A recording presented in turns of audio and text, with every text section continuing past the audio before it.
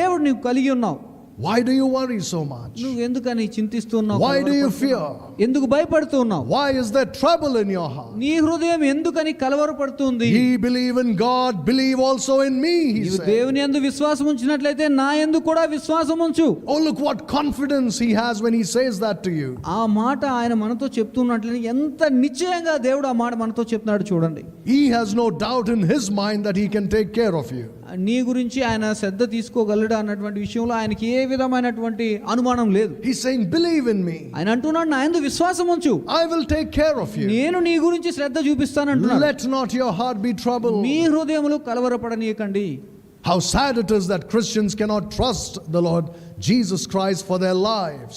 కానీ ఇది ఎంత విచారకరమైనటువంటి విషయం ఏంటంటే క్రైస్తవులు వారి జీవితం విషయంలో ప్రభువు నా పట్ల శ్రద్ధ చూపిస్తాడు అన్నటువంటి విషయంలో వారు దేవుని యందు విశ్వాసం ఉంచలేకపోతున్నారు. Now this is something that is beyond our understanding. ఇది కొంచెం మనకు అర్థం కానటువంటి విషయంగా అనిపిస్తూ ఉంది. That you can trust Jesus Christ to save your soul from hell. నీవు ప్రభువైన యేసుక్రీస్తు వారి యందు విశ్వాసం ఉంచొచ్చు నీ ప్రాణాన్ని ఆయన నరకం నుంచి తప్పించేటటువంటి విషయంలో. But you cannot trust him with your life. కానీ మిగిలిన జీవితం అంతట్లో నువ్వు క్రీస్తునందు విశ్వాసం ఉంచలేవా? Again, the reason for that మరలా దానికి గల కారణం ఏమిటంటే is because Christians live on this earth as though they're going to live here forever. ఎందుకంటే క్రైస్తవులు ఈ లోకంలో ఏ విధంగా జీవిస్తున్నారంటే ఇంకా మేము బ్రతికినంత కాలం శాశ్వత కాలం ఈ లోకంలోనే మేము జీవించాలి అన్న విధంగా జీవిస్తున్నారు. They say this world is my home. ఏమంటున్నారంటే క్రైస్తవులు ఈ లోకమే నా నివాసము అనుకుంటున్నారు. I'm not going anywhere. నేను ఇక్కడ నుంచి ఎక్కడికి వెళ్ళడం లేదు. I'm not passing through. నేను ఇక్కడ ఇది దాటి వేరొక ప్రాంతానికి వెళ్ళట్లేదు. My treasures are not laid up beyond the blue. నా ఆస్తులు నా సంపద అంతా కూడా ఆకాశానికి పైనగా నేను దాచుకోలేదు. It's all here on earth. నా ఆస్తులు నా సంపద అంతా కూడా ఈ భూమి మీదే ఉన్నాయి. My life, my possessions, my loved ones, my health, everything is here and right now.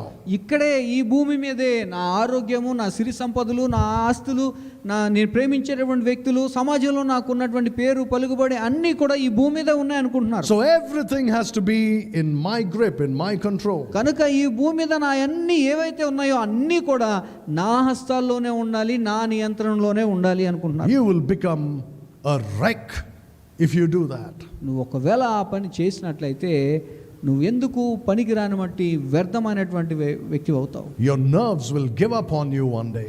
ఒకరోజు నీ శక్తి నీ నుంచి వెళ్ళిపోతుంది. You know why people experience nervous breakdowns? ఎందుకని ప్రజలు ఈ విధంగా నరాలు ఆగిపోవడం, పని చేయడం ఆగిపోవడం జరుగుతుందో తెలుసా? It's because of a lack of faith in Jesus Christ. అది వారికి ప్రభువైన యేసుక్రీస్తునందు విశ్వాసం లేని కారణాన్ని బట్టి. The Bible says we are strangers and pilgrims on this earth. దేవుని వాక్యం సెలవిస్తుంది ఈ లోకంలో మనం యాత్రికులుగాను పరదేశస్థులుగాను ఉన్నామని. Christian, if you do not live like you're a stranger, క్రైస్తవులారా మనం ఒక పరదేశస్థులాగా ఈ లోకంలో జీవించకపోతే, if you do not live as a pilgrim on this earth, ఒక యాత్రికుడుగా ఈ భూమి మీద నువ్వు జీవించకపోతే, you will always worry. నువ్వు ఎప్పుడు కూడా చింతిస్తూనే ఉంటావు. Your heart will always be troubled. నీ హృదయం ఎప్పుడు కలవరపడుతూనే ఉంటుంది. Remember Abraham, Isaac and Jacob, what the Bible says about them. Abraham, ఇస్సాకు, యాకోబుల గురించి జ్ఞాపకం చేసుకుందాం. దేవుని వాక్యం ఏం చెప్తుందో తెలుసా వారి గురించి? They lived as strangers and pilgrims on this earth. వారు ముగ్గురు కూడా ఈ భూమి మీద యాత్రికులుగాను పరదేశస్థులుగాను జీవించారు. God brought Abraham to the promised land. దేవుడు అబ్రహాముని వాగ్దాన భూమికి నడిపించారు. And he said, I'm giving you this whole land. దేవుడు అన్నాడు, నువ్వు చూస్తున్న ఈ భూమిని అంతటిని నీకు ఇస్తాను అన్నాడు. To you and to your descendants. నీకు నీ సంతతి